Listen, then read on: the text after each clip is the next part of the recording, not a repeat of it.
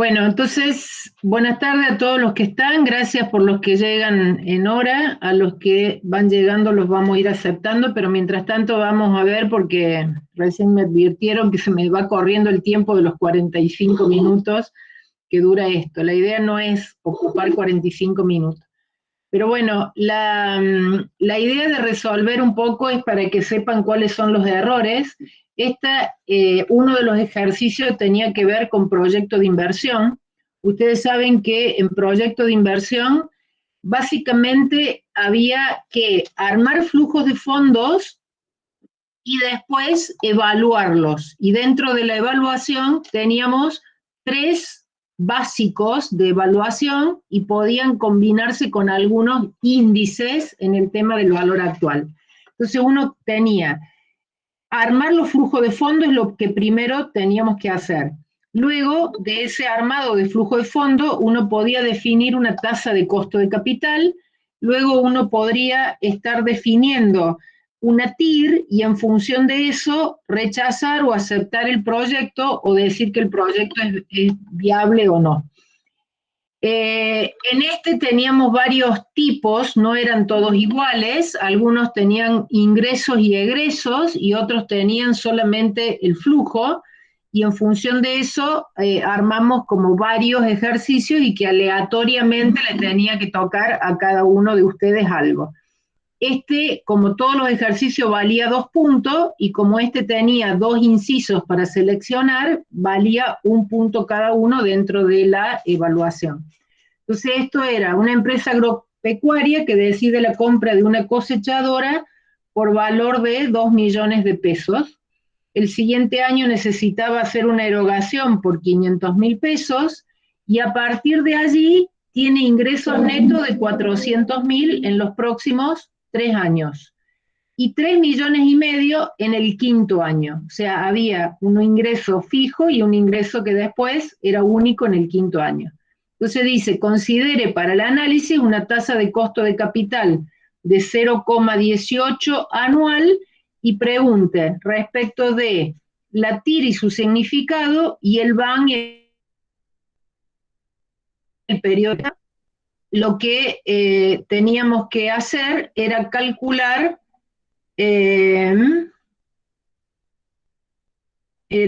nosotros fuimos haciendo, era de 500.000, no me acuerdo,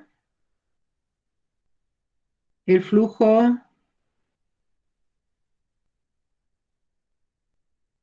400.000 durante los próximos 3 años, 2.500.000 y 400 en los próximos años, o sea que era 2 millones, no, era uno que tenía 2 millones,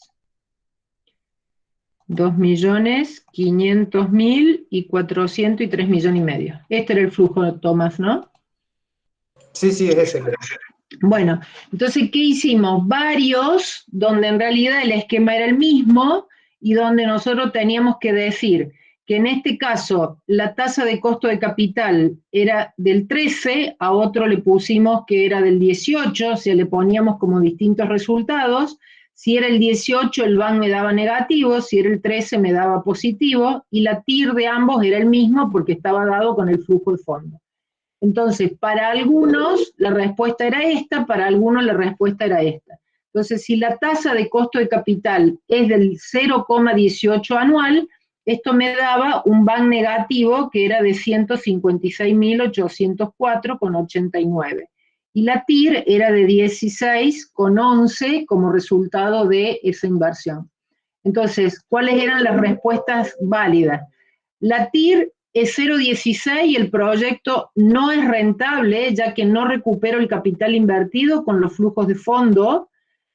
La TIR es 0,16 y el proyecto no es aceptable, ya que el resultado es menor a la tasa de costo de capital. La TIR es 0,13 y el proyecto no es aceptable, ninguno de los anteriores. ¿Qué pasa? La primera, ¿por qué no es? Porque si bien el proyecto no es rentable, el capital invertido lo recupero, porque así la TIR sea 0, yo recupero. ¿Se acuerdan que hicimos ahí una comparación entre TIR positiva mayor que K, o negativa o cero. Entonces, si la TIR era positiva y mayor que K, el proyecto era rentable y era aceptable, y yo recuperaba 3 conceptos, que era el capital, el costo del capital, y además tenía un excedente. En este caso, la TIR, ¿qué pasa? Da 0,16 y la tasa de costo de capital es de 0,18. Por eso no es aceptable, porque el resultado es menor a la tasa de costo de capital. Esta era la respuesta válida, digamos. Y en el otro caso, decía de que el BAN era de menos 156, por lo que el proyecto no es aceptable, y el periodo de recupero es menor al horizonte económico. Y el otro era 156 porque lo que no es aceptable y el periodo de recupero a esta tasa era menor que, a ver si lo ponemos un poquito más chiquito, tal vez vea completo el BAN es de menos 156, por lo que el proyecto no es aceptable y el periodo de recupero a esta tasa de costo de capital es mayor al horizonte económico. ¿Por qué hacemos esa aclaración? Porque BAN, hay tantos BAN como tasa de costo de capital yo defina. Entonces, en función de que el BAN sea positivo o negativo, el periodo de recupero va a ser mayor o menor que el horizonte económico. Entonces, si bien esta era cierto de que era menor, que el periodo de recupero el periodo de recupero es mayor al horizonte económico, pero esta estaba más completa que esta otra, por lo cual esta es la que se da. Porque el 132 no era, y esto era el 156, y no era menor al horizonte económico el periodo de recupero, sino que era mayor al horizonte económico. Entonces, esta no va, por lo tanto, la correcta era esa. ¿Está claro? En esta teníamos el usufructo. Entonces decía acá, el usufructo es, y había que seleccionar una de todas las opciones. Había de usufructo, de nueva propiedad, de evaluación. Entonces dice, la suma de todos los valores actuales de las amortizaciones, no. Suma parcial de los valores actuales de los intereses que faltan abonar al momento R, si se toma una tasa I, después de haber pagado la cuota résima. El usufructo, fíjense que no decía el usufructo en el momento R valuado, sino que era el usufructo con la tasa I, digamos, no con la tasa I'. Entonces, suma de todos los valores actuales de los intereses que faltan al momento R con la tasa I asterisco, suma de los valores actuales de los intereses que faltan abonar al momento R más 1 después del pago de la cuota résima. Ninguna de las correctas, ninguna era correcta. ¿Cuál era la que correspondía?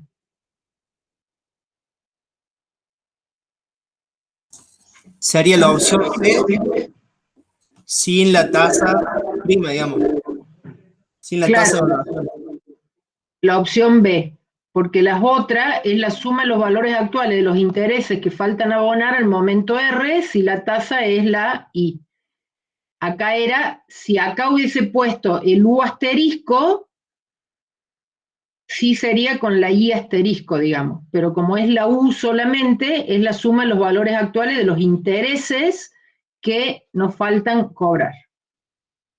Vamos al otro, el número 3, que también el número 3 es una que decía la financiación enunciada sin interés explícito, sí.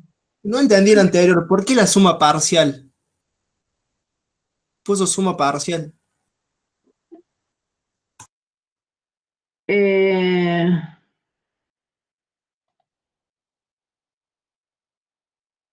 Suma parcial de los valores actuales de los intereses que faltan por abonar al momento R. Suma los valores actuales.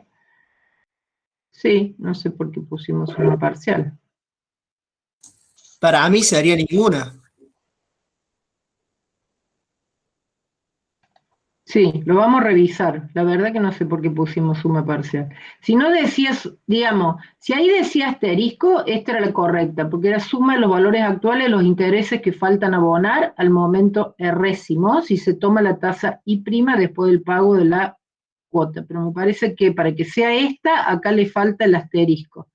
Y acá, que era la correcta, tiene esa palabrita parcial que no sé por qué lo pusieron. Si es ninguna, bueno, ya la vamos a revisar. Vamos a revisar qué pusimos como correcta. Muchas gracias, profe. Gracias a vos. Vemos el de financiación como interés explícito, sin interés explícito. ¿Es un método financiero correcto, ya que los intereses están calculados? No. Es un método financiero incorrecto, ya que en apariencia no hay intereses en el financiamiento, pero en realidad intervienen dos precios, el precio de lista y el precio de contado. Es un método financiero correcto, interviene en el precio de lista, el precio de contado. ¿Es un método correcto? ¿Qué será ahí?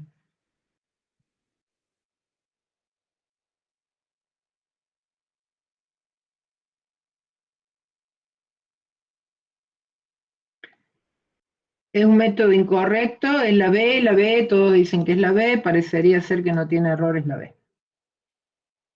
Este, que era el de leasing, teníamos también que seleccionar dos cosas y ver el tema de si existía gasto, cómo se calculaba el costo financiero total. El señor López adquiere un vehículo con una operación de leasing. El precio del mismo es de 500.000 pesos, que se realiza con el pago de 24 cánones cada 30 días y la tasa de interés el 0,54 anual. La opción de compra se ejerce con el último canon y es del 0,20% del precio del vehículo. Entonces acá también había varios, tipo lo que hicimos con el de proyecto de inversión, hicimos con un mismo planteo, hicimos varios de ejercicios de leasing, donde le fuimos poniendo como distintos valores, digamos. Este era de 500.000, la tasa era del 0,54, 24 cuotas, entonces lo que hicimos es calcular en cada una de ellas los valores y qué pasaba después si le sumábamos el tema del costo financiero, digamos, ¿no? Entonces, veamos cuál era el que nos pedía. El precio es de 500.000. Se realiza en 24 cuotas, 24 cánones. La tasa es 0,54 anual y la opción de compra es del 20% y se ejerce con el último valor. Entonces, si volvemos a ¿se acuerdan de cómo era el tema de la operación de leasing, digamos, donde el valor del canon adquiere igual al valor de origen menos ese valor residual actualizado dividido en la sub NI? ¿Por qué? Porque partíamos de esta formulita, no sé si la alcanzan a ver ahí, de esta formulita donde el valor de origen es igual a la suma de los valores actuales de los cánones más el valor residual actualizado por 1 más I. Entonces, el valor de 500.000 era el valor del bien. La tasa era de 0,54 y este es el valor del canon. Entonces, ¿cómo teníamos que sacar esto, la suma de los valores, del valor actual de lo que es el valor residual? Y bueno, ahí lo que hacíamos es 500.000 por 0,20 es este valor residual, pero este valor residual lo teníamos que actualizar con la tasa de la operación. ¿Por cuánto? Si se pagaba junto con el último canon, en realidad hay que hacerlo por 24. Entonces, en realidad, lo que uno va a financiar es simplemente la diferencia entre el valor de origen y el valor residual actualizado. Entonces, cuando uno saca el valor de la cuota, con la función de pago, lo que dice es que es igual al valor con esta tasa, la diferencia de esto, a ver, vamos a ver si abrimos la fórmula, la tasa, el número de periodo es 24, y acá el valor que financiamos son los 457.000. ¿Cómo salen los 457.000? Como el valor de origen menos el valor actualizado de ese valor residual. Entonces la cuota en este caso nos daba 28.817,27, el valor de Y después nos decía que si cada cuota le sumábamos 500 pesos, ¿cuál era el costo financiero que yo tenía que cubrir? Entonces, ¿qué pasaba? Esa cuota se me incrementaba en 500 pesos. Entonces, si me incrementaba en 500 pesos, con esos 500 pesos, ¿yo qué hacía? Volvía a calcular tasa. ¿Cómo calculaba tasa? Número de periodos 24. En el pago ponía el valor de los 28.000 incrementado por los 500. Y después, en el valor actual financiado, ponía los 457.000. Entonces, eso es lo que yo tenía que poner y sacaba la tasa. Pero acuérdense, el Excel es bobo, totalmente bobo. Entonces, no me dice cuál es la unidad de tiempo, pero esa unidad de tiempo es la periodicidad de los cánones. Entonces, como es la periodicidad de los cánones, lo que tenemos que hacer acá es sacar una TEA o una tasa equivalente para el año. Entonces, lo que hacemos es hacer 1 más SI elevado a la 365 sobre 30. Entonces, ¿qué me da? Que la tasa de costo financiero es de 0,57018 si realmente había un tema de gastos. Entonces, acá tenía que sacar como que era 28.817 y acá el costo financiero era 57.017 en términos anuales. Profe, una pregunta. Diga. Yo me dio la misma tasa usando la Tierno PER. La duda era de que ¿por qué no usa en ningún momento la opción de compra dentro del flujo de fondos? O sea, esa opción de compra no se considera. No, ¿cómo que no? ¿Cómo que no? Sí la considero. A ver, la forma de hacerlo también es la Tierno PER, no hay ningún problema. O sea, yo podría haber hecho acá desde 1, 2, 3 y así hasta la cuota 24. No, me pasé.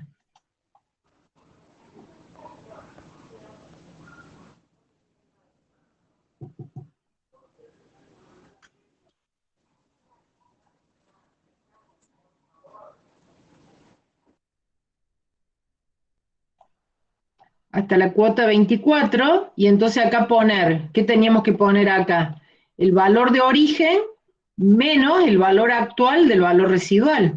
Entonces yo acá lo que hago es poner acá menos, en el momento 0, menos eso. O si no, yo acá poner el valor completo, el valor del bien de 500.000, acá poner el valor de los cánones, que era de 28.817, no, con el gasto, ¿no es cierto? El del 29, me decís vos que lo podría haber hecho con la Tierno PER. Sí, yo la hice con la Tierno PER y puse en el primer flujo el menos 457.333.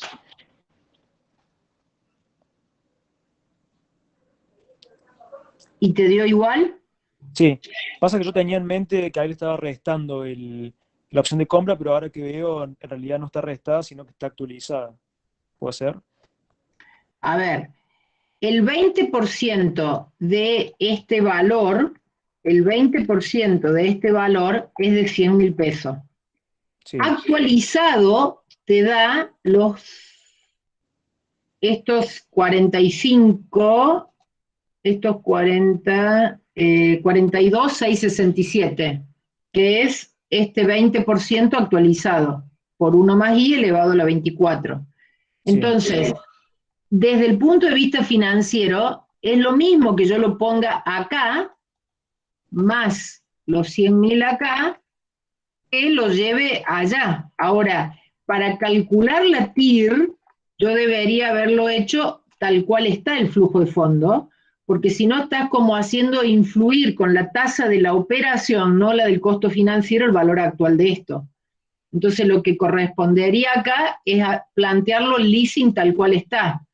Y acá ir a calcular, vos dijiste que hiciste una TIR no PER, o sea que acá en lugar de 0 pusiste... Y puse los días más 1. Claro, más 30, y acá hiciste así. Entonces, así deberías haber hecho, insertar la fórmula de TIR no PER, y haber hecho todos estos valores, y las fechas, todas estas fechas.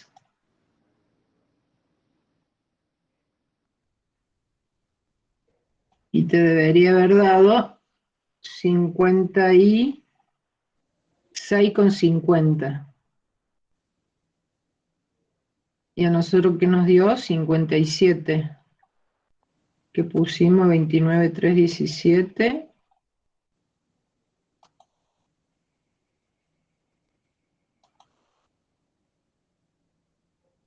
¿Y qué pusiste?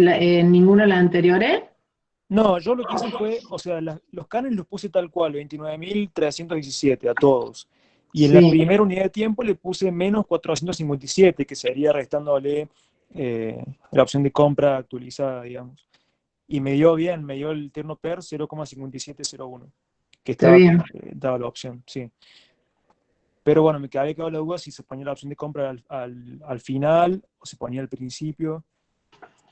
Sí, en realidad el costo financiero tal vez correctamente debería haberse puesto con TIR no PER. Se lo puse así como para que lo hicieran con la función de costo, no con la TIR no PER, pensando que esta se la iba a complicar demasiado. O sea, acá le puse así y acá le puse como menos este importe que era los 457.000. Sí, Entonces te daba el claro, ahí. 57,6.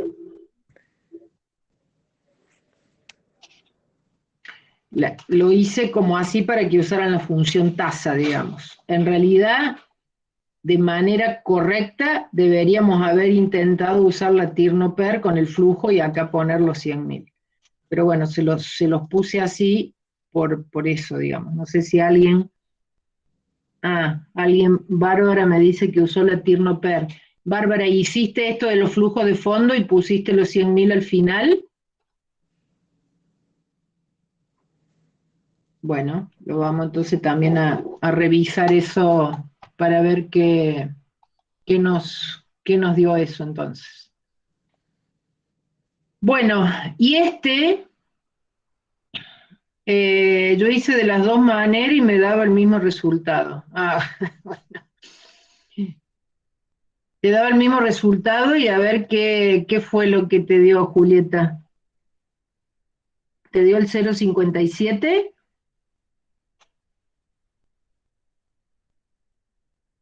No me dio, me pasó lo mismo que Bárbara. Bueno, ya lo vamos a revisar eso para que también lo tengamos en cuenta. Y de la tasa de interés cargada, lo que teníamos que hacer acá era calcular un saldo. ¿Un saldo con qué?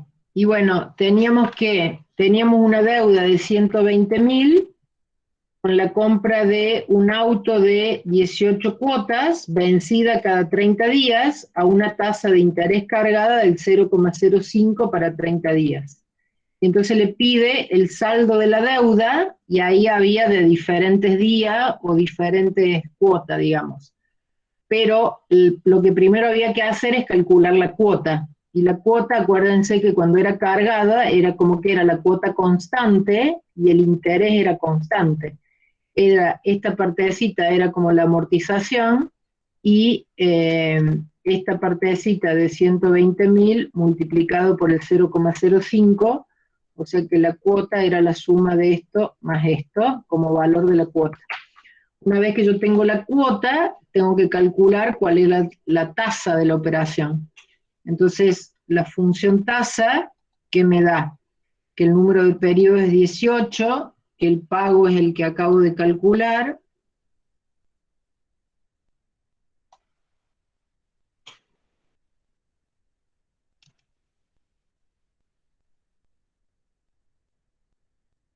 se me fue.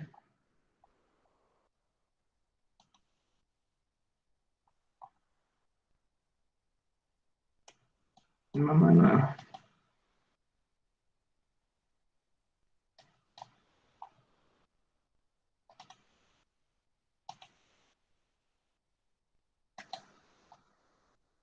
El número de periodos es 18, el pago es este que acabo de calcular, y el valor actual es de los 120.000.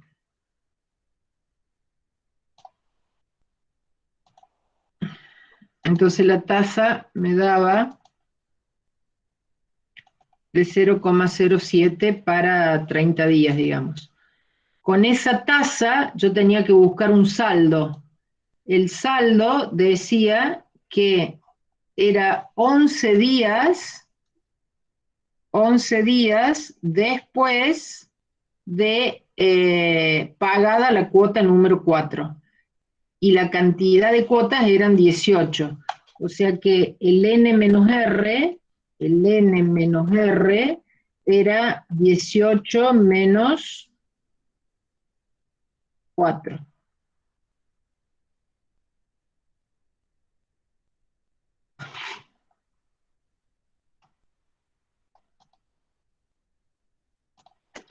$18 menos 4. Entonces, ¿qué tengo que...? Y 11 días después. Después de 11 días. Entonces, ¿qué tenía que calcular? La suma de los valores actuales de los flujos de fondo, la fórmula del BA, con la tasa nueva, el número de periodos tenía que ser el n-r, y en la cuota tenía que poner el valor de la cuota que había calculado. Entonces eso me daba el saldo después de pagada la cuota, pero yo necesitaba 11 días después. Entonces lo que tenía que hacer es eso capitalizado por 1 más la tasa elevado a la 11 dividido, ¿cuánto?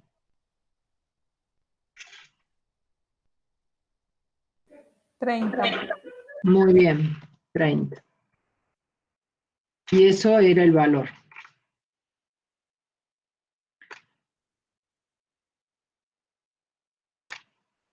¿Qué dice en los comentarios? Magdalena dice...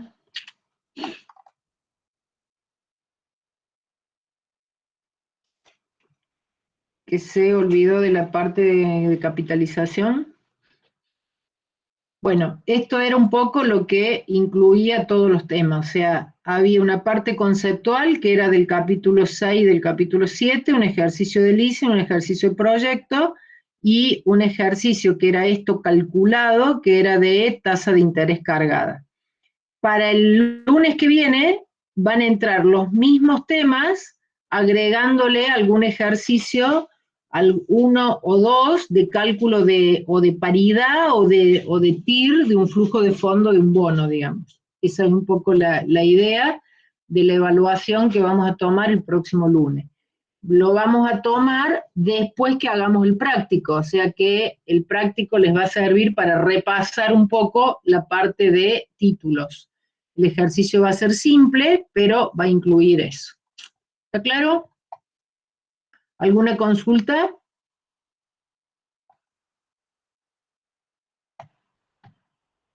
Bueno, si es así, cerramos acá. Vamos a empezar con la unidad 10.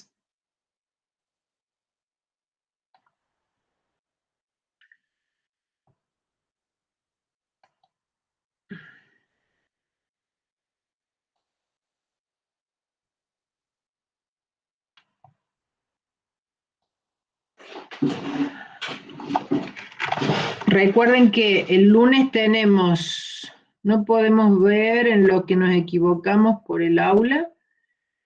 No, Joaquín, pero después de la clase nos quedamos en consulta y si querés te puedo mostrar. La idea es que, bueno, veamos cuál es la modalidad de ver o en qué se equivocaron, pero ya después lo vamos a revisar. Es más, yo les recomiendo que en todo caso, después del la segunda evaluación, digamos, la 10 entra al parcial, no, esta 10 no entra no entra al diagnóstico, entra al parcial, sí entra al parcial.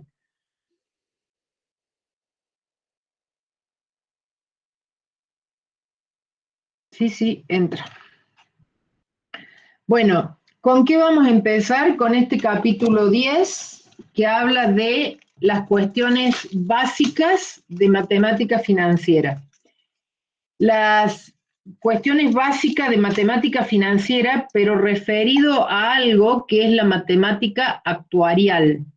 Entonces, lo que tenemos que ver o sumarle es a lo que nosotros aprendimos de matemática financiera, una parte estadística que tiene que ver con probabilidades de ocurrencia. Las probabilidades de ocurrencia de lo que puede pasar con la vida de las personas. Y esto es muy importante como materia, porque la verdad que en Buenos Aires ellos la tienen como una carrera de grado más. El actuario es como una carrera de grado, digamos. Nosotros no tenemos la carrera de grado, pero lo que tenemos es una unidad para que ustedes sepan hablar de las cuestiones actuariales. Entonces, ¿qué tenemos que revisar? Poner algunos conceptos fundamentales de lo que es la función biométrica, poder calcularla, comprender la importancia que tiene la tasa de mortalidad para la construcción de la tabla de mortalidad,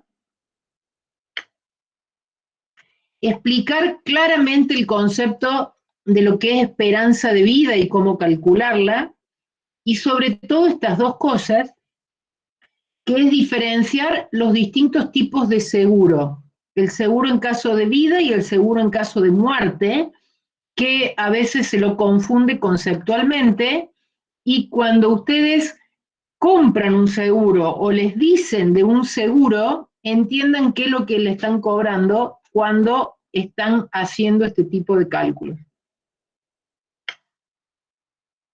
Y sobre todo, tratar de explicar o aplicar el principio fundamental para el cálculo de las primas. No le vamos a tomar el desarrollo matemático del cálculo de las primas. Ahí Ariel dice que le acabo de amargar la semana. Bueno, Ariel, pero a lo mejor te ayudo a que aprobes de manera mejor el examen de esta materia.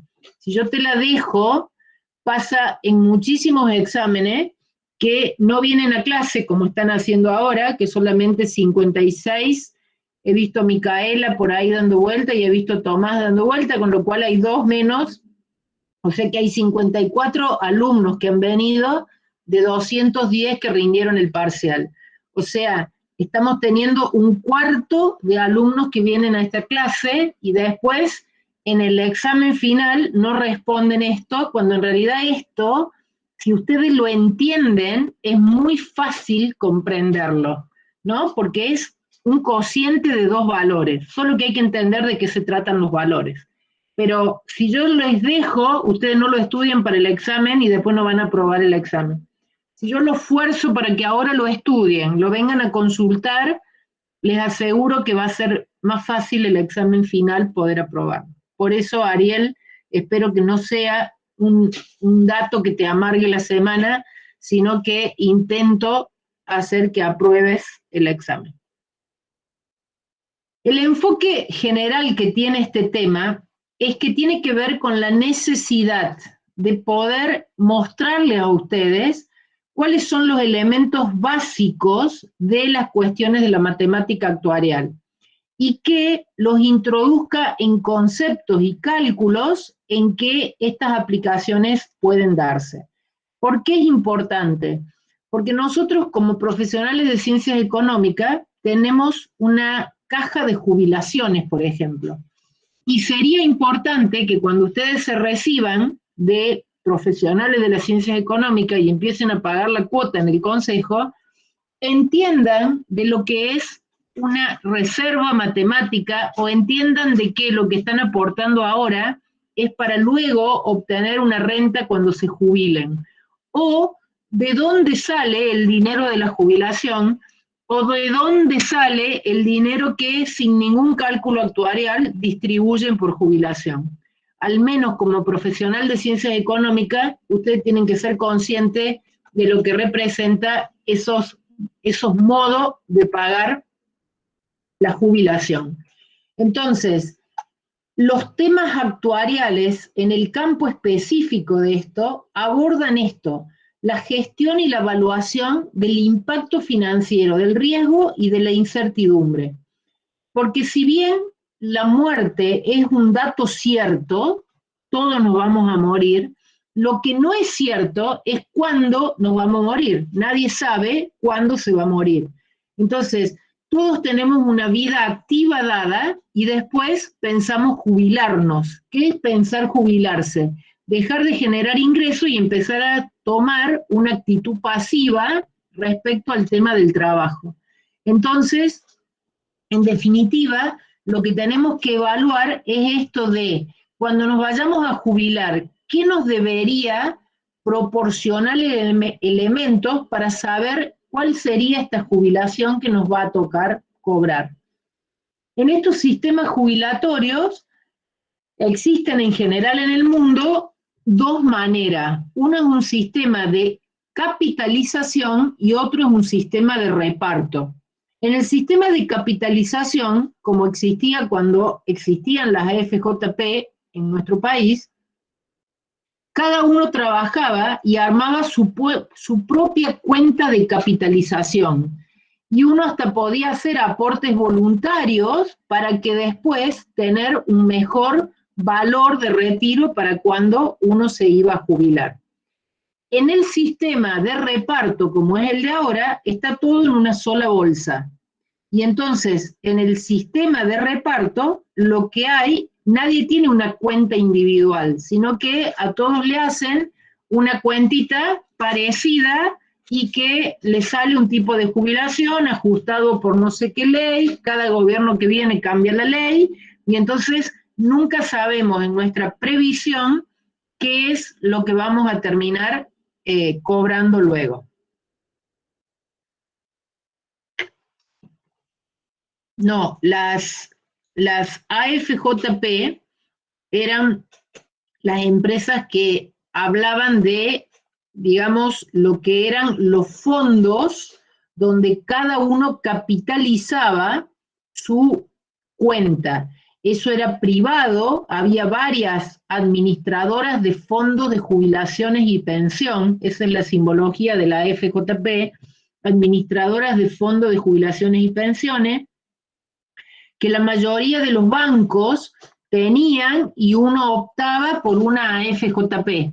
Entonces, ¿qué pasaba?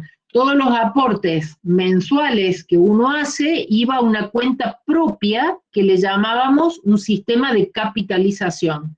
Entonces se suponía que si vos tenías mejores ingresos o mejores salarios, luego te ibas a jubilar con tus propios fondos comprando lo que hoy vamos a ver, hoy no, el martes que viene vamos a ver como una jubilación o un ingreso perpetuo en función de eso.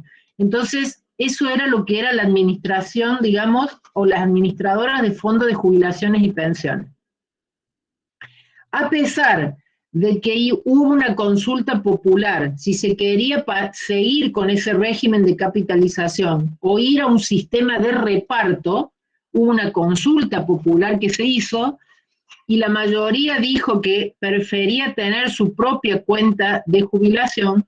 una de las cosas que hizo nuestro llamativo o ilustre Boudou, Amado Boudou, fue esto, de decir en el año 2008, cuando las AFJP pasaron todas a ser dentro de lo que se llamó el Fondo de Jubilaciones y Pensiones, y armaron un fondo donde las AFJP desaparecieron y se absorbió todo ese capital de las AFJP, que era todo privado, de cuentas individuales, y se unificó en este sistema, que hoy es un sistema de reparto, digamos, donde incluso se jubila gente que nunca ha hecho aporte, y lo sacan todo de este fondo común.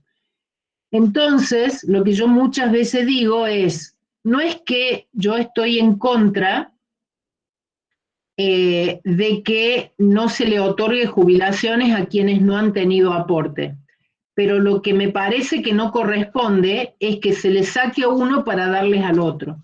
Si al gobierno realmente le interesaría dar una jubilación específica, bueno, que se lo haga con fondos del gobierno, no con fondos privados de que todos aportamos desde que trabajaba.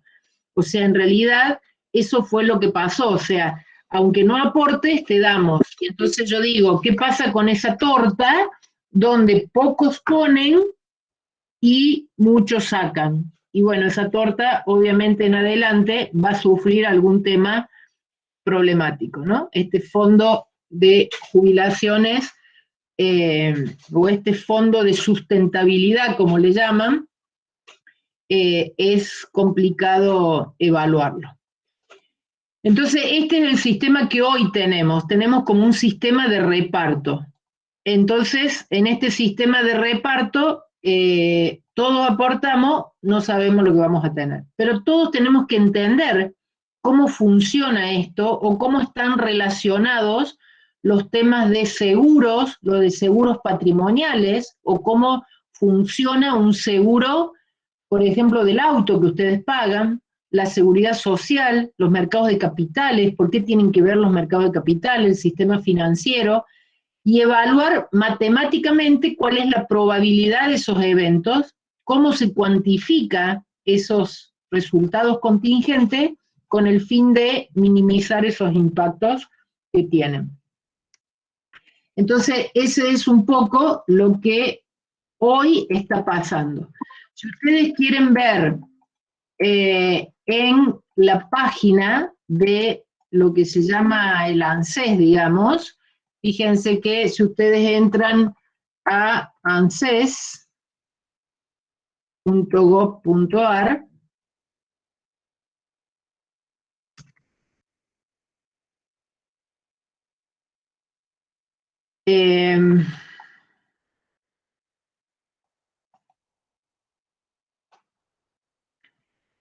tienen, bueno, esto es,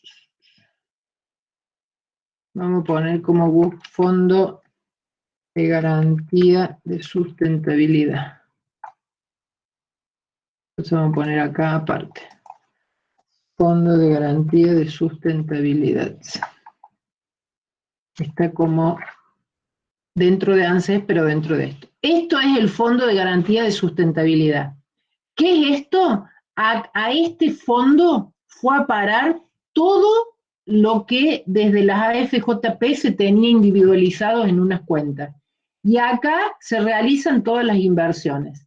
Fíjense, si ustedes se fijan a dónde están hechas las inversiones, que ellos dicen que tienen una apariencia de, digamos, de transparencia, tienen actos, todo en actas y demás, pero fíjense la participación que tienen en empresas privadas, ¿no? Cuando las AFJP invertían, no se podía invertir más del 5% en acciones de empresas privadas de una sola empresa, o comprar más de un determinado porcentaje de una deuda que emitía una empresa. Sin embargo, cuando todas las FJP fueron absorbidas por este Fondo de Garantía de Sustentabilidad, que lo maneja el ANSES. Fíjense que este fondo es dueño del 27% del Banco Macro. Es dueño de San Miguel. ¿Se acuerdan San Miguel, que es una empresa exportadora de limones? El Fondo de Garantía tiene el 26% de ellos. De Consultatio, que es una empresa inversora en real estate o en lo que es el sector inmobiliario, tienen el 25%. Tienen el 26% de Edenor. Tienen el 11% de Telecom. Tienen de Mirgor el 21%. De Molinos Río de la Plata el 20%. O sea, este fondo de Holcim Argentina, que es lo que antes era nuestra empresa Juan Minetti, ¿se acuerdan? Bueno, ahora se llama Holcim porque Holcim la compró. El Fondo de Garantía de Sustentabilidad tiene el 11%, tienen el 9% de Aluar Aluminio, tienen de Grupo Clarín, que siempre es como el conflictivo, el 9%. Entonces fíjense cómo han quedado con porcentajes de empresa donde hoy en día casi que ni la mueven o no mueven estas inversiones porque todo es como complicado moverlo, porque bueno, no lo administran, porque dicen que no se tienen que ir, pero también pasa, fíjense, de Ternium Argentina, son dueños del 26% de Ternium. Con lo cual tienen como un porcentaje importante de las empresas más importantes que cotizan en el mercado. Y también realizan otro tipo de inversiones. No Ternium, Soledad, es Ternium. Ternium era lo que era Siderar antes. Ternium Argentina se llama ahora. Era lo que era Siderar antes. Es la ex Siderar, exactamente. Entonces, esto es lo que hacen, y de acá también hacen participaciones en proyectos, que según dicen son proyectos productivos, planes de vivienda en San Juan, en Salta, recursos hídricos, en EPEC, fíjense, esto a veces se usa mucho políticamente. Procrear, por ejemplo. Fíjense, ¿qué es lo que yo critico de esto? Yo no digo que el Procrear haya sido una mala financiación dada y que no haya sido útil para quien recibió y que no estaría mal que se fomente la elaboración de viviendas para la gente que tiene algún trabajo y puede pagar la cuota. Está perfecto. Pero cuando esto es Procrear, se dan a una tasa muy baja, a una tasa que en pesos era una tasa muy baja, y todo el que sacó algún crédito Procrear o que tiene algún, digamos, familiar o amigo que lo sacó, sabrá que hoy está pagando muy poquito de cuota, que el gobierno dice, nosotros lo dimos, nosotros otorgamos, nosotros facilitamos. Bueno, el nosotros es realmente todos nosotros los que trabajamos y hacemos aporte a esta seguridad social. Entonces, mira, Ariel dice que son 2.200 pesos la cuota. Bueno, pero eso estaría bárbaro si se hace con recursos que son públicos. El Estado dice, es dueño de generar políticas. Entonces dice el Estado, yo cobro impuesto y con esto hago política, dinamizo la economía, hago esto. Está perfecto. Con recursos públicos otorgue todo el dinero que quiera. Ahora, estos recursos que el gobierno otorgó y que dice que otorgó el gobierno, nadie entiende que no es que el gobierno lo otorgó. Son fondos que se sacan de los aportes que hacen los trabajadores formales a este Fondo de Garantía de Sustentabilidad. Entonces, este sistema de reparto mal administrado es muy peligroso. Primero, ¿por qué es muy peligroso? Todo el que trabaja sabe de que una parte de su sueldo va a este fondo, digamos, a esta seguridad social. Una parte del empleado, una parte del empleador, el 15, el 11, dependiendo, ¿no? Entonces, ¿cuál es el tema? Si yo no tengo si yo le voy a pagar el 100% a un jubilado, tengo que tener 3 activos que me financien este señor que está cobrando la jubilación. O sea, para que el sistema sea equilibrado, debería haber 3 trabajadores activos por cada uno jubilado para que el sistema sea sustentable. Hoy esa relación es de 1,8. Es decir, hay 1,8 activos por cada uno que está cobrando jubilación. Entonces, desde el punto de vista actuarial, que sería el tema que hoy necesitamos hablar, esto es, obviamente no hay una equidad o una igualdad financiera. Entonces, esta igualdad financiera o la equivalencia financiera y actuarial la tienen ustedes que conocer para generar opinión. Ustedes van a ser profesionales de las ciencias económicas. No pueden no conocer esta cuestión de reparto o esta cuestión de capitalización. O al menos, si ya lo conocían, interesarse un poco más, y si no lo conocían, bueno, les dejo una página para que investiguen un poquito y se interioricen para cuando alguien habla de los fondos de Procrear, o de cómo financiaron EPEC, o de cómo financiaron un plan de vivienda en La Rioja o en Chaco, decir, ajá, ¿y cómo lo financiaron esto? ¿Qué plata dieron y qué plata volvió? ¿Cuál es la equivalencia financiera?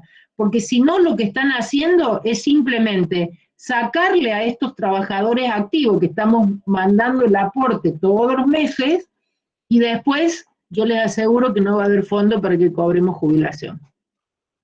Bueno, es una opinión, es una información cierta, y hay una partecita que es una opinión propia, pero bueno, es como muy discutida en cualquier ámbito que uno hable de este tema, algunos porque no la conocen, algunos porque políticamente la quieren justificar de alguna manera u otra. ¿Alguien quiere hacer una pregunta sobre esto?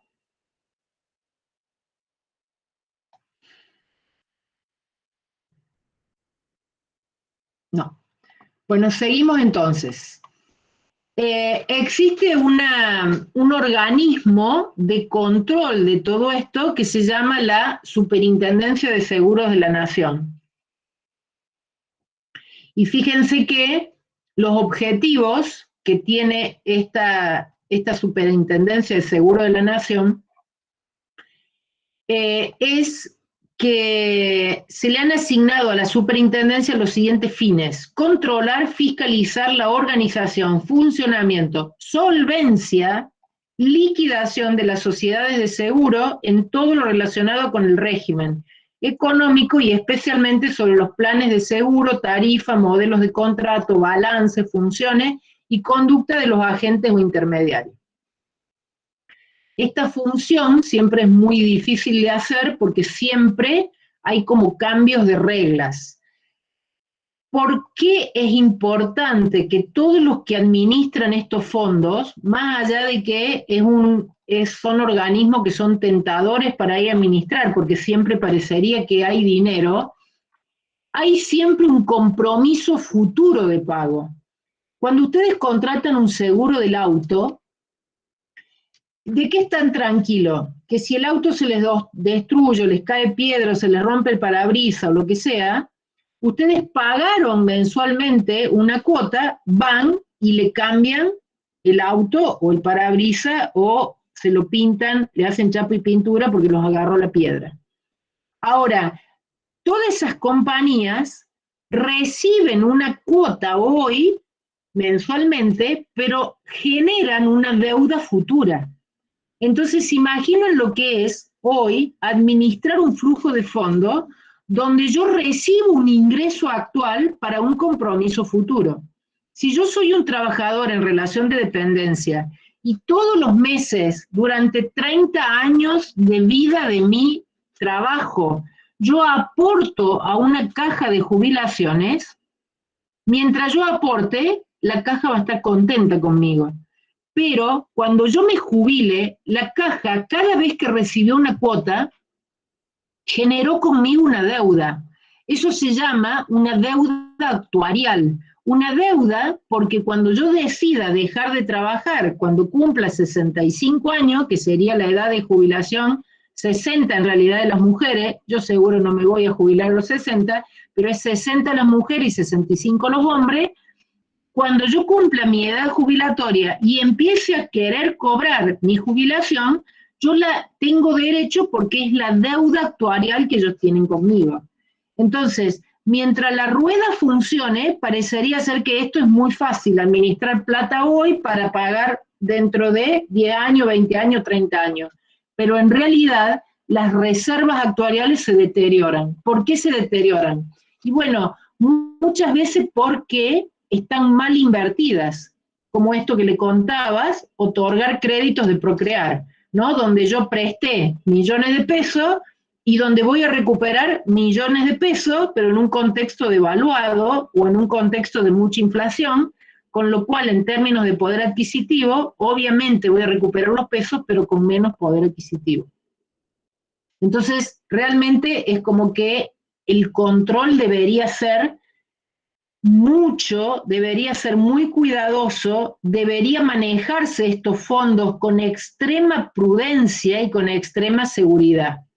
Pero bueno, en la Argentina estas cosas a veces no son fáciles. ¿Por qué? Porque la Argentina es difícil. ¿Qué les tengo que contar además cuando les hablo de matemática actuarial? Les tengo que hablar de demografía. ¿Por qué les tengo que hablar de demografía? Porque les tengo que hablar de probabilidad de vida y de muerte. Entonces, la probabilidad de vida o de muerte tiene que ver con la demografía, que es la ciencia que tiene por objeto el estudio de las poblaciones humanas y que trata de su dimensión, su estructura, evolución y característica, considerando desde un punto de vista cuantitativo. La demografía solo cuenta cuántos hay, cuántos murieron, cuántos siguen vivos.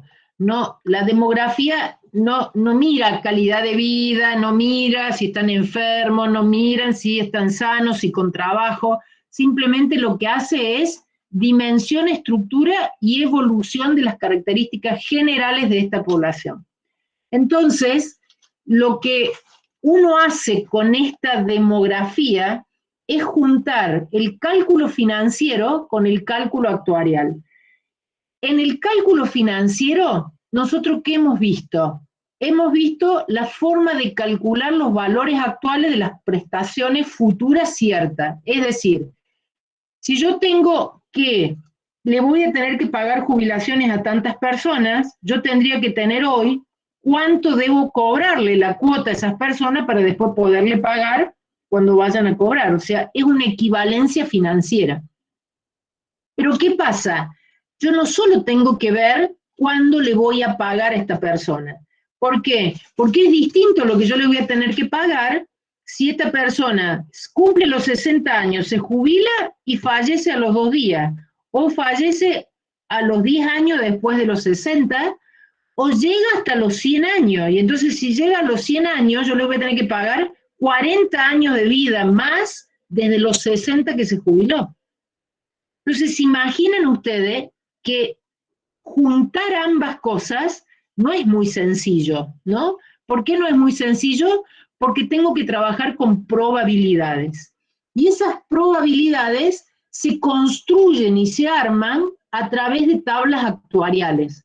No son inventadas, no son para cada uno use la que quiera, sino que están aceptadas de manera mundial o internacional o global, si ustedes quieren, que lo que hacen es tomar una raíz de una población y ver cómo esa población se va acabando, digamos, y arman una tabla de mortalidad. Esta tabla de mortalidad se construyen estadísticamente, con probabilidades, y van indicando cuántas personas supuestamente nacidas todas en un mismo momento, de la edad 0, y van aplicando cuál es la probabilidad que esas personas empiecen a morir y cuáles van sobreviviendo año tras año. Entonces, estas tablas son de un grupo teórico, ¿no? Esto es importante que lo sepan que es así, que es una tabla de mortalidad, que es teórico, que es calculado estadísticamente, porque después cuando asistan a las asambleas del Consejo Profesional de Ciencias Económicas o a la caja, y que le digan que esto se maneja con una tabla de, digamos, actuarial, y pregunten qué es lo que es la tabla actuarial, quedaría muy feo como profesional que así lo haga. Lamentablemente, Tengo una pregunta. decime.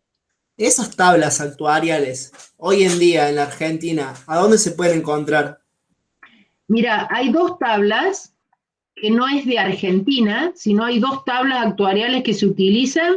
Una está hecha, construida desde 1971, y la otra es una tabla de 1980, que son tablas aplicadas de manera internacional. Al final del libro que vos tenés, que en realidad hoy publiqué en la página el capítulo 10 del libro, las tenemos publicadas a estas tablas, que son tablas que utilizan todos los regímenes de jubilaciones, digamos, y que se construyen estas tablas actuariales mediante métodos que son biométricos, y que si bien nosotros no vamos a ir tan específicamente a qué es esta disciplina, digamos, la idea es que entendamos cómo se construye esta evolución de la tabla. Estas tablas de mortalidad, según este científico, George King, dice que es un instrumento destinado a medir probabilidades de vida y muerte, y que para resolver cálculos en los problemas actuariales relacionados con los seguros de vida, es necesario estimar probabilidades, que no vamos a tener certeza, ni todos los países tienen igual, probabilidad de vida ni de muerte. Sin embargo, estas tablas son bastante uniformes en todos los sistemas donde se utilizan. Claro, siempre y cuando funcione un sistema de jubilación que sea necesario calcular estas primas puras y únicas de seguro, donde en los sistemas donde el manejo de las jubilaciones lo hace todo el Estado, y los fondos los recauda el Estado, y el Estado paga lo que quiere, les aseguro que ni las miran las tablas de mortalidad.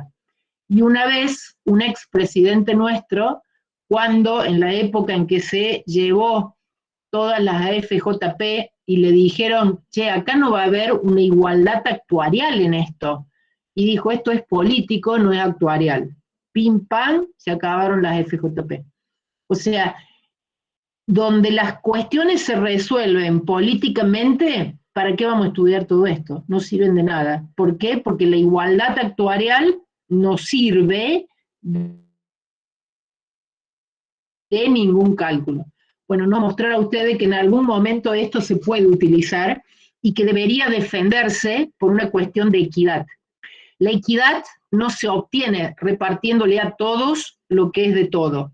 La equidad se obtiene haciendo políticas sociales con dineros públicos, y que el que ahorró su trabajo y paga sus impuestos, le corresponde tener lo que ahorró y lo que le sobró de su vida para tener un buen pasar, porque para eso trabajó y dedicó muchas horas de su vida activa a trabajar. Porque si trabajar da lo mismo que no trabajar, obviamente que, ¿qué vamos a tener que hacer todos? Nos venimos a la casa, nos sentamos y nos cruzamos de brazos, y total, al final todos nos van a regalar o todos nos van a dar. Ahora, ¿qué va a haber después si todos nos volvemos a la casa sin trabajar y no va a haber nada? Porque nadie va a aportar a estos fondos para que después se pueda repartir.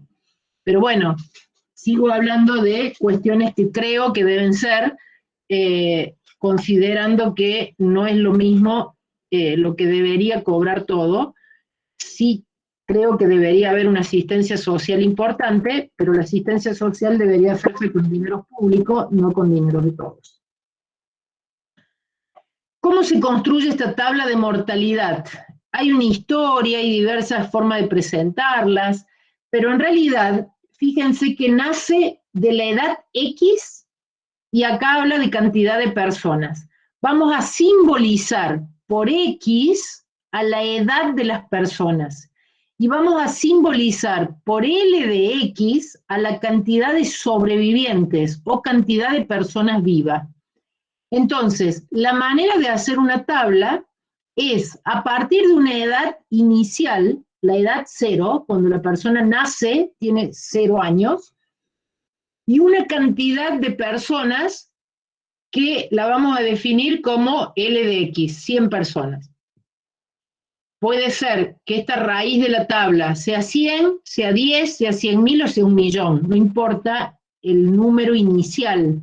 Lo que sí después, si acá partimos de 1.000.000, le vamos diciendo qué cantidad de personas permanecieron vivas en cada una de esta edad. Si partimos con una raíz de la tabla de 100, después contamos cuánto es lo que quedaron vivos con la edad de 6 años, cuánto de 16 años, de 26 años y así sucesivamente. Los X sería la edad de las personas. Ahí estaba preguntando Santiago, ¿qué eran las X?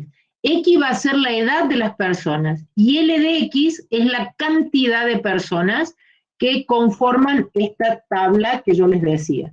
Entonces, si ustedes van a ver en el libro, la tabla tiene funciones biométricas básicas o elementales. ¿Cuáles son esas funciones básicas biométricas elementales? Edad y cantidad de personas. Fíjense, esta tabla, que es la de 1971, hay una tabla de mujeres y hay una tabla de hombres. ¿Por qué hay una tabla de mujeres y una tabla de hombres? Tenemos acá problema de identidad. ¿O cuál es el problema? ¿Por qué creen que tiene que haber una tabla de mujeres y una tabla de hombres? Y porque en un solo mismo año puede haber nacido más hombres y mujeres, digamos. No, no tiene que ver con la cantidad de personas nacidas. Puede cambiar el índice de mortalidad. Eso. Yo siempre les digo, ahora no se puede salir, pero en el veranito, cuando no estábamos en cuarentena, pasen por la peatonal y vean en los bares donde hay más personas mayores, mujeres u hombres sentados alrededor de una mesa tomando un café o tomando alguna bebida refrescante. ¿Qué ven ustedes? ¿Más hombres que mujeres o más mujeres que hombres? Hay más mujeres que hombres. Claro. María Cecilia dice que hay más mujeres, María Soledad dice que hay más hombres. En realidad, la probabilidad de vida de las mujeres es más alta que la probabilidad de vida de los hombres. Los hombres se mueren antes que las mujeres, con lo cual, si yo acá tengo que contar cantidad de personas vivas, los L de X, ¿cómo calculo los L de X? Partiendo de una edad 0, voy poniendo en cada una de las edades y voy poniendo qué cantidad de personas vivas quedan acá. Pero si sigo una población de hombres o una población de mujeres, veo que los hombres se van muriendo antes que las mujeres. Entonces la probabilidad de vida o de muerte van cambiando. Acá está Q y P. P le vamos a llamar a la probabilidad de vida y Q le vamos a llamar a la probabilidad de muerte. Entonces, así como llamamos a L de X a la cantidad de vivos o a la cantidad de personas vivas, vamos a simbolizar como D de X a la cantidad de personas fallecidas. Si esta tabla nació con una raíz de 10 millones de personas, y a los 56 años hay 9.571.683 personas vivas, quiere decir de que hay 41.005 personas que fallecieron. Personas que según la tabla de mortalidad 1971 de mujeres da esto. Si yo agarro la tabla de 1980, las probabilidades son distintas, y si agarro la 1971 de hombres, es distinta. Entonces, cuando vayamos a buscar probabilidades, tenemos que preguntarnos qué tabla usamos y qué es mujer u hombre, porque si es mujer o es hombre, la probabilidad es distinta. ¿Se entiende? O sea, los Q lo que hacemos es determinar probabilidad de muerte, digamos. Los L, cantidad de personas vivas. Los D de X, cantidad de personas fallecidas. Entonces, la raíz de la tabla sería nuestro L de 0. L de 0 serían esos 1.100.000, lo que sea como raíz original. Entonces después, ¿cómo representamos a cada una de las personas que van quedando? Nuestro L de X va a ser la cantidad de personas sobrevivientes de edad exacta X, según una tabla de mortalidad. Es una función teórica y es una función decreciente. ¿Por qué? Porque si tomamos una cantidad de personas y no vamos agregándole los que nacen, sino que simplemente a esa cantidad de personas que definimos en la raíz, vemos el comportamiento de esa cantidad de personas hasta que se acabe ese grupo de personas. No vamos agregando nuevos que nacen y sacando los que mueren. Solamente vamos restando los que van falleciendo a medida que transcurre la edad. Así se arma la tabla, digamos. Con lo cual, obviamente, la cantidad de personas sobrevivientes va disminuyendo. ¿Por qué va disminuyendo? Porque van apareciendo fallecidos. ¿Quiénes son los fallecidos? Los D de X.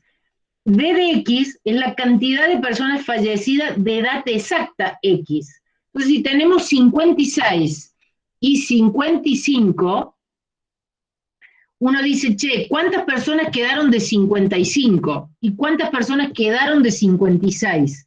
En esta tabla no se cuenta si murió un día antes o un día después de cumplidos los años, sino que se habla de la edad exacta de las personas.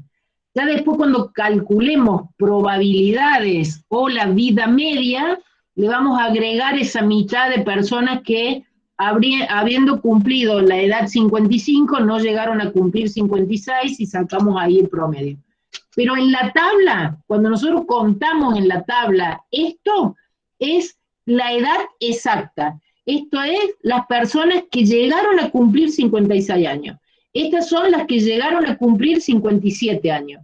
Es decir, de quién no llegó a cumplir 57 años, los que fallecieron a la edad exacta 57, o a la edad exacta 56.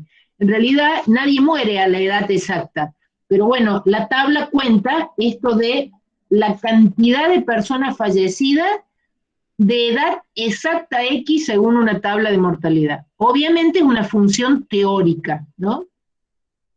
Después tenemos que seguir calculando estas funciones biométricas y empezamos a hablar de estadística. ¿Se acuerdan lo que es una probabilidad desde el punto de vista estadística? ¿Alguien se acuerda de estadística 1 básicamente cuando definíamos probabilidad? ¿Cómo definíamos la probabilidad de algo?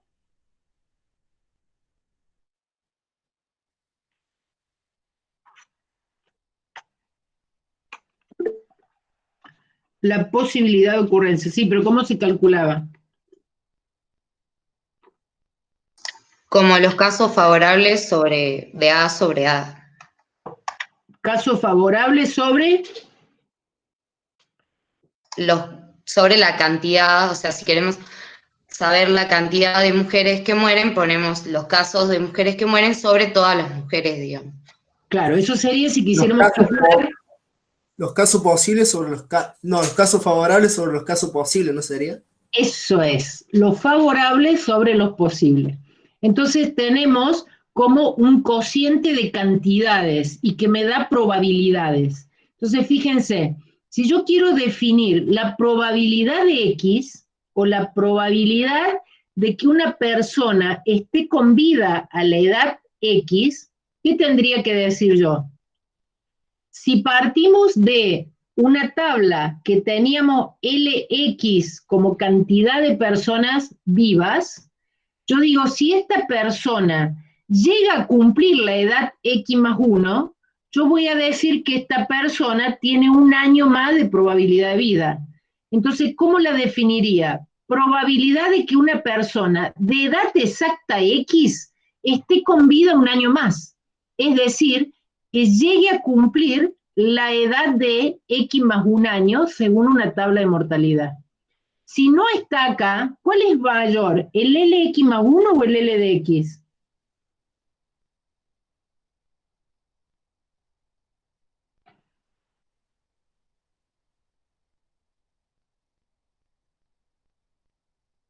El L de X es más grande.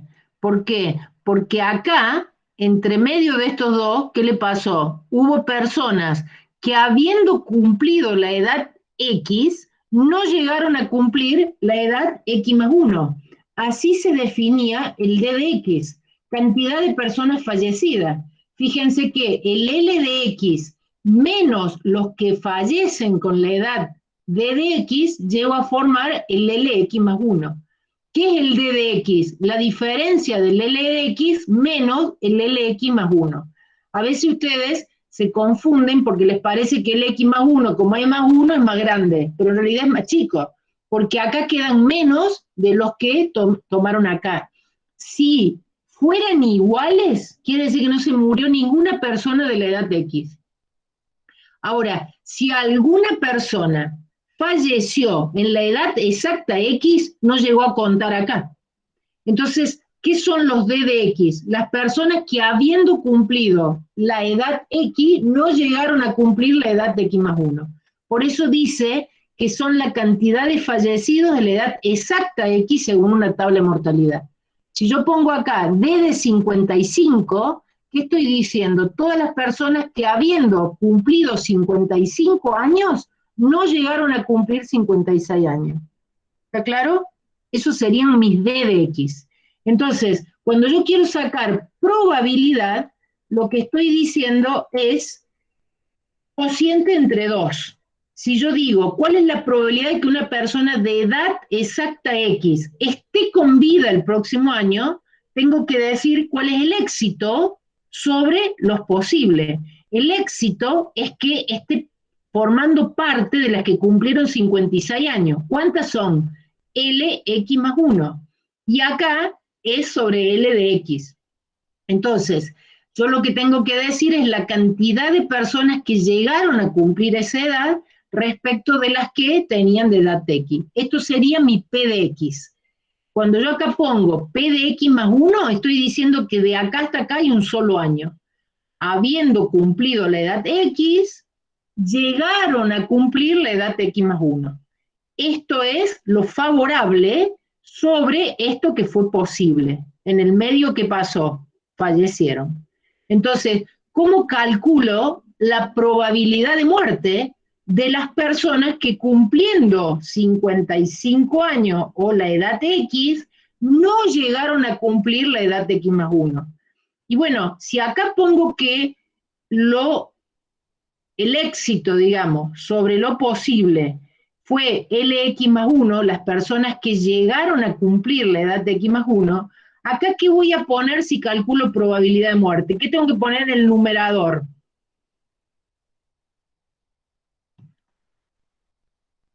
El éxito. ¿Qué es el éxito si calculo probabilidad de muerte?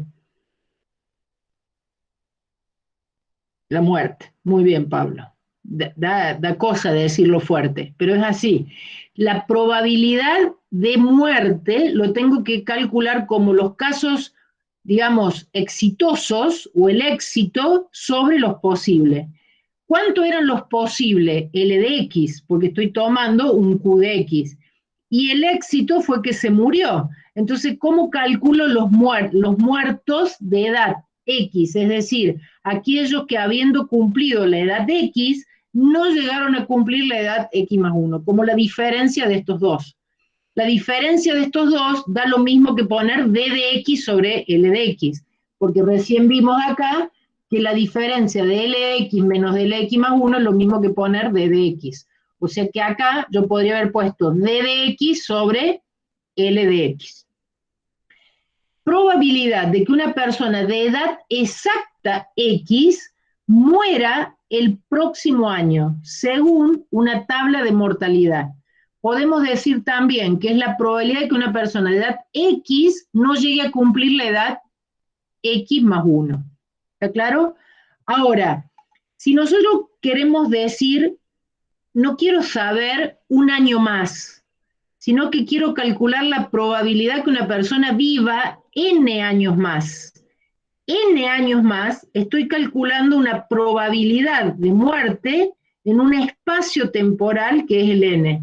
Entonces queda eso, el L de X más N, es decir, el éxito, la persona que llegó a cumplir, que teniendo X años llegó a cumplir X más N, LX más N sobre el L de X, que son todos los posibles. ¿Cómo se calcula eso? Bueno, como esa probabilidad. ¿Y la de muerte? Bueno, la de muerte es la diferencia. Es decir, que acá, ¿qué tendríamos? El D de X más el D de X más 1 más el D de X más 2, tendríamos varios muertos. Porque, ¿qué sería el QXN? La probabilidad que una persona de edad exacta X muera, en lugar de decir el próximo año, tendríamos que decir en los próximos N años. Es decir, que habiendo cumplido la edad X, no llegó a cumplir la edad X más N. ¿Se entiende? Esto es lo que se llama la probabilidad temporal, porque lo que estamos haciendo acá es un espacio temporal. ¿Está claro? Puede haber temporal por M y diferida por N. ¿Qué quiere decir esto? Cantidad de personas de edad X que después de haber transcurrido N años se mueran dentro de un periodo de M años. Por ejemplo, ¿cuál es la probabilidad? Si hablamos de Q, es probabilidad de muerte. De una persona de 50 años que se muera en los próximos 10 después de cumplir 60. Repito, ¿cuál es la probabilidad que una persona de 50 años, L de X, Q de X, 50 años, se muera en los 10 años siguientes de haber cumplido 60 años? Entonces, ¿acá qué voy a tener? Las personas de 50. ¿Y acá qué voy a tener? La cantidad de personas fallecidas, ¿entre cuánto? Entre 60 y 70. Se muera en los próximos 10 después de haber cumplido 60, es decir, 10 años más. La lógica es exactamente igual que el diferido que nosotros usábamos en los sistemas de amortización. El N barra es el N diferido, el M es el temporario y el Q es la edad de la persona. Una persona de edad X que durante 10 años pueda morirse después de haber cumplido 10 años más. Vamos de nuevo, Santiago. ¿Cuál es la probabilidad de que una persona de la edad de 50 años se muera dentro de los próximos 10, pero después de haber cumplido 60? Es decir, diferido por 10, temporario por 10 también. Tal vez, si repasamos este primero, podemos ver un diferido por un solo año. Fíjense que este dice barra NQX. Barra NQX, ¿el QX qué era? El QX era la probabilidad que una persona se muera en el próximo año, es decir, que no llegara a cumplir la edad de X más 1. Fíjense qué pasa con este. Probabilidad que una persona se muera en el próximo año, pero después de haber transcurrido N, porque dice diferido por N. El barra N quiere decir que es el diferido. ¿Está claro? Entonces, ¿por qué es por un solo año? Porque acá como subíndice adelante del Q tiene el 1. Entonces, la probabilidad que esta persona de edad X, supongamos 50 años, se muera después de cumplir 60, es decir, 10/50. ¿Qué quiere decir? Que cumplió 60, pero no llegó a cumplir 61. Por eso es el L de X más N, si esto es 10 y esto es 50, sería el L 50 menos el L, L de 60 menos el L de 61. Quiere decir que murió a los 60 años. Habiendo cumplido 60 años, no llegó a cumplir 61. Siempre el denominador es la cantidad posible, que la cantidad posible es el L de X, es decir, las personas que teniendo 50 años no llegaron a cumplir la edad que corresponde o que sigue. Entonces, probabilidad de vida y probabilidad de muerte es lo que recién definíamos. Si lo vemos en una gráfica o en una función gráfica, evidentemente era lo que yo le decía recién, es decir, la cantidad de personas no es lineal porque las personas se mueren. Con el tema de la muerte infantil, se mueren acá apenas nacen, o se mueren más rápidamente cuando van teniendo una edad mayor. A esta panza quiere decir de que cuando las personas están dentro de una cierta edad, no tienen una probabilidad de vida mayor, es decir, la probabilidad de muerte, fíjense, es como que fallecen muchos, después es como que esta función crece, como la D de X sobre la cantidad de las personas, y después es como que la función vuelve a decrecer, ¿no? De cómo es. Entonces acá tienen las distintas definiciones de las funciones biométricas.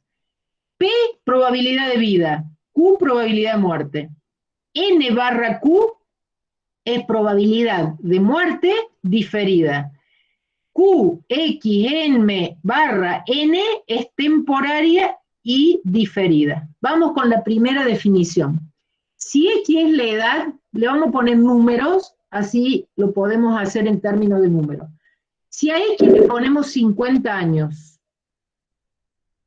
y a N le ponemos 10 años, ¿yo qué estoy diciendo? ¿Cuál es la probabilidad de que una persona de edad 50 esté con vida 10 años más?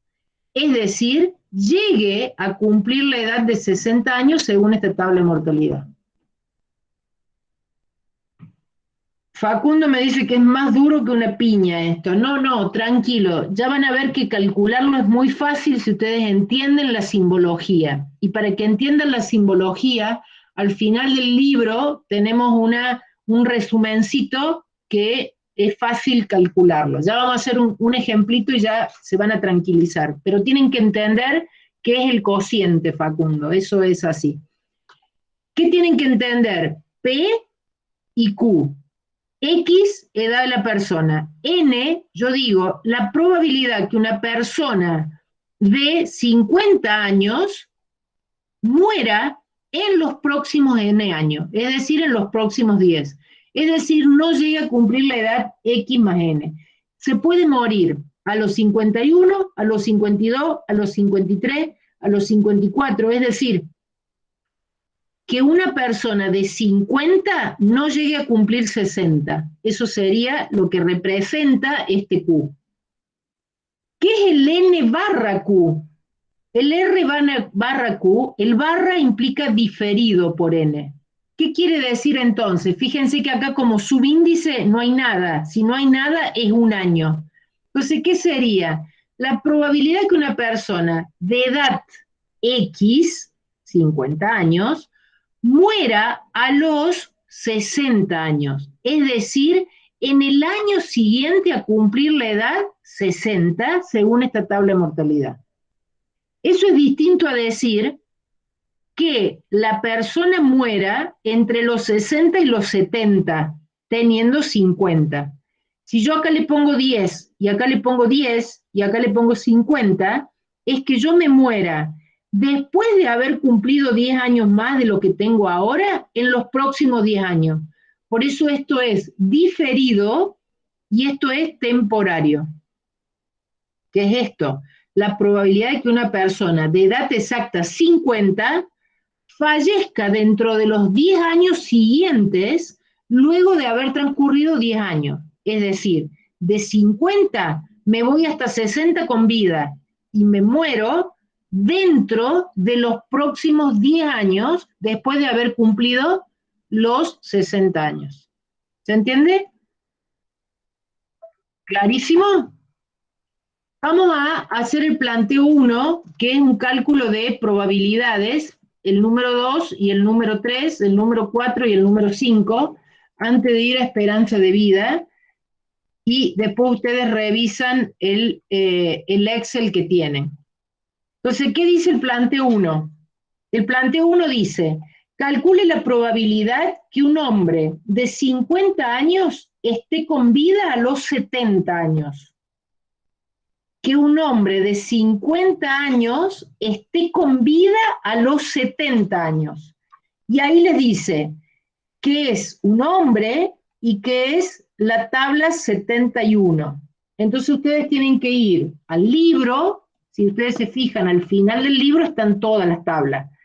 Tienen que ir a buscar la tabla 71 y 80 realizando el cálculo para que ustedes puedan ver qué pasa con las probabilidades de los hombres, de las mujeres, de los hombres, de las mujeres, en cada una de las tablas, si es que quieren controlarlo. Entonces, ¿qué vamos a recordar? Que la probabilidad de vida es LX más 1 sobre DL de qué. ¿Qué probabilidad de que una persona de edad exacta X esté con vida en el próximo año? O llegue a cumplir la edad X más 1 según esa tabla de mortalidad. Pero acá no me dice que una persona de 50 años esté con vida a los 51, que sería este caso, de 50 años que esté con vida a los 51, sino que me dice que esté con vida a los 70 años. ¿Qué quiere decir? Que yo tengo que saber que va a estar con vida a los 51, a los 52, a los 53, a los 54 y a los 70. Entonces, ya no es por un solo año, sino que es por N años. Entonces, ¿qué voy a tener acá? El éxito es que esté con vida a la edad de 70. Entonces, ¿qué tengo que hacer acá? L 50 más 20, es decir, L de 70 sobre L de 50. ¿Está claro? Entonces busco en la tabla el L de 50 y el L de 70 y saco la probabilidad. ¿Alcanzan a ver ahí la formulita? Saco la probabilidad que una persona de 50 años esté con vida 20 años más. Entonces, fíjense, busco en la tabla, me da 9 millones sobre 7 millones, 9 millones sobre 8 millones sobre... Fíjense que la cantidad de personas vivas de 50 años, en función de que sea la misma tabla de 71, hombres y mujeres, ¿cuántos vivos más hay? ¿Mujeres u hombres? Según esta tabla de mortalidad. Fíjense que acá quedan 9.700.000 y quedan 9.400.000. Ambas raíces de la tabla fueron de 10 millones. Quiere decir que hay una mayor probabilidad de muerte de los hombres. Entonces, fíjense, acá me piden de hombre con la tabla de 71, o sea que si yo hubiera hecho esto solamente ya estaba bien. Simplemente le usamos esto para que ustedes vean en cada uno de los cálculos cómo queda. Entonces, ¿cuál es la conclusión? Que si se toma la tabla de un mismo año y se la compara hombre y mujer, se observa que la probabilidad de vida de la mujer es mayor a la del hombre. Y si se compara, por un lado, los hombres y por el otro lado las mujeres, con la tabla de 71, con la tabla de 80, se observa que la tabla de 80 muestra una menor probabilidad de vida. Acá la probabilidad de vida es 0,77 y acá la probabilidad de vida es 0,69. ¿Está claro?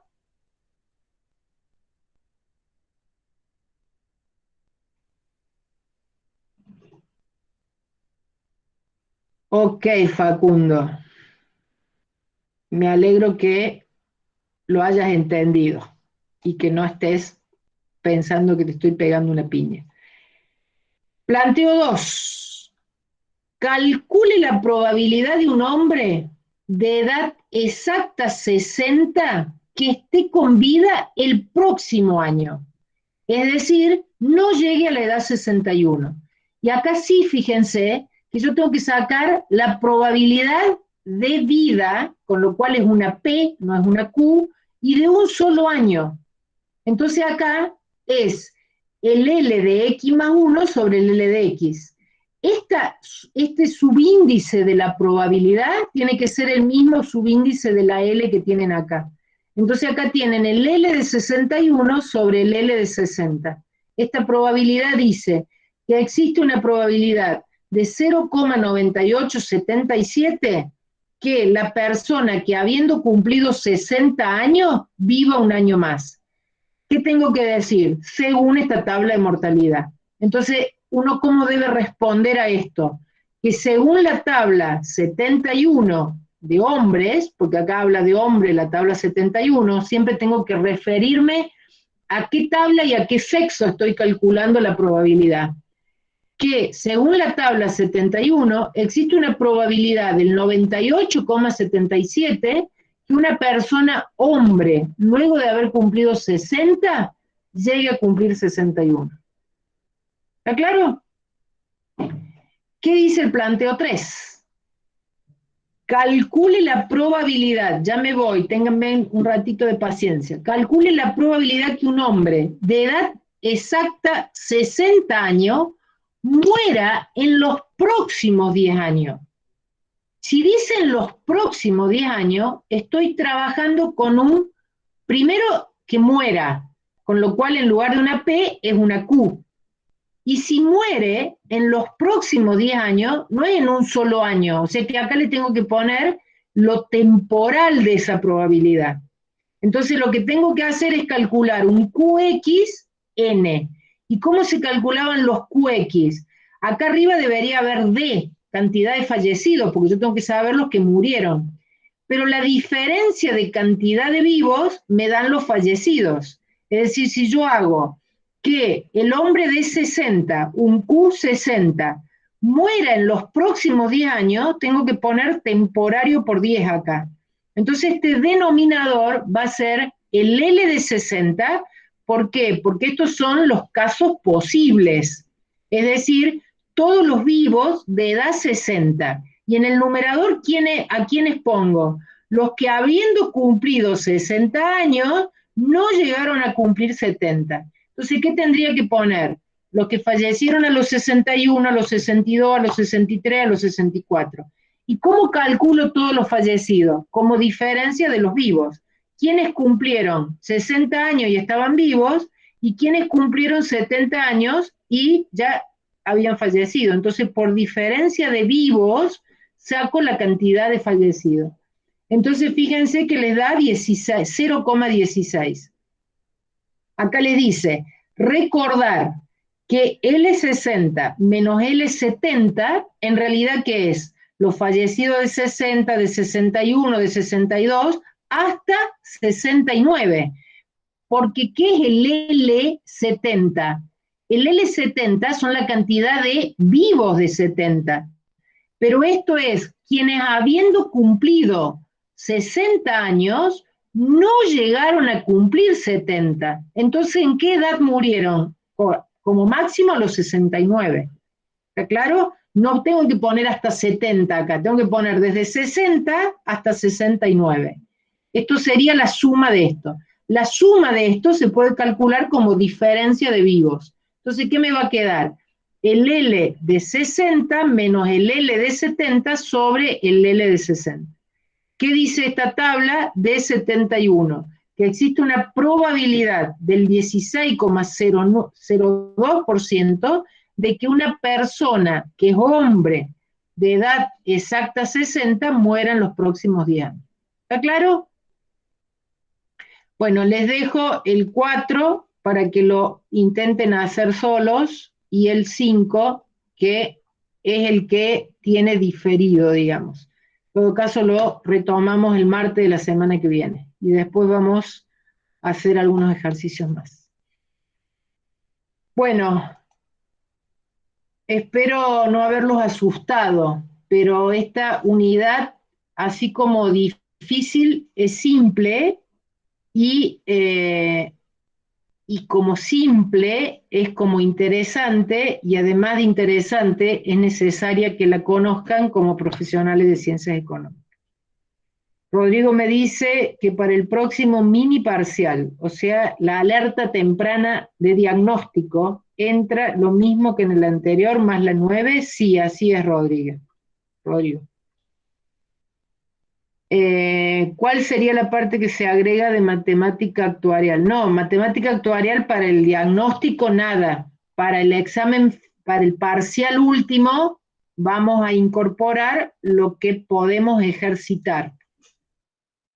O sea, de todo lo que dimos y todo lo que pudimos ejercitar, lo vamos a tomar.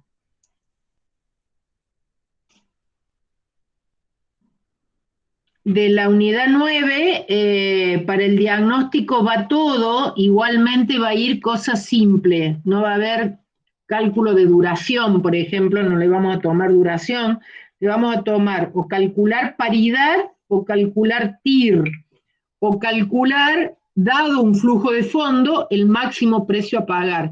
Que eso ustedes ya lo conocen, ya lo saben, porque en definitiva es la suma de los valores actuales de los flujos de fondo, que ya lo vieron en proyectos de inversión. Si ustedes tienen que saber el valor de un bono es la suma de los valores actuales de los flujos de fondo. ¿Y qué era la inversión inicial en un proyecto? La suma de los valores actuales de los flujos de fondo. ¿Qué fórmula usamos? BA si eran todos constantes y equidistantes. BNA si eran todo equidistantes, pero podía haber valores distintos. Y BNA no PER si teníamos flujo distinto y el equiespaciamiento distinto. Voy perdiendo cada vez más adeptos, ya van quedando muy pocas personas, con lo cual los saludo y les digo muchas gracias a los 38 que se quedaron hasta acá. Nos veremos la próxima semana.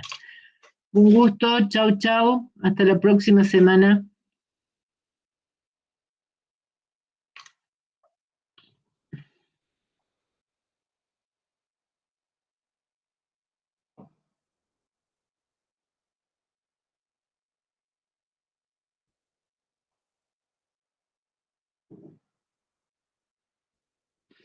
Decime, Irina.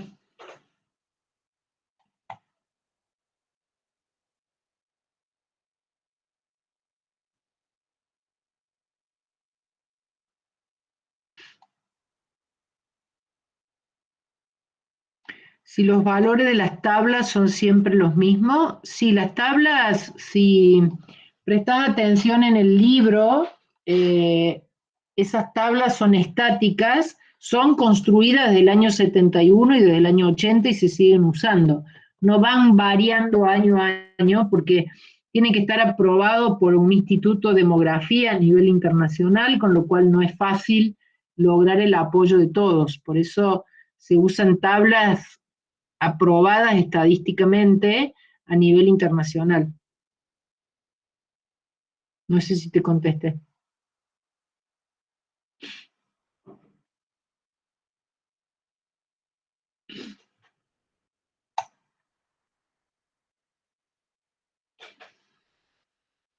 Ok.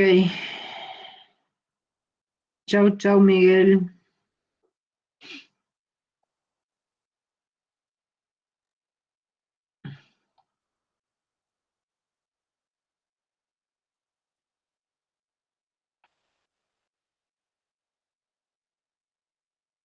Ya está, Leti. ¿No hay más nadie? Queda, Santiago, está agradeciendo. Chao, Santiago. Chau, chau, Santiago, gracias. Qué duro, Tomás, que es dar esto. Qué duro. Pero lo alivié un poquito mostrándole el Fondo de Garantía de Sustentabilidad, ¿no te parece? Está bueno. No, pero estuvo bueno, estuvo re interesante. La verdad que está bueno. Pero ¿y no alcanzan a terminar esta semana de dar clase? No, hoy es jueves. No, Y esta semana es hoy. Está como aburrido ya que, claro. Mira, Normalmente en una clase normal dábamos hasta esperanza de vida incluido, y hoy no llegué a dar esperanza de vida. Aparte, si le nombraba, tenía 40 alumnos, Tomás. Nada. Ah, Sí, espérate que tengo que, espérate, voy a dejar de grabar.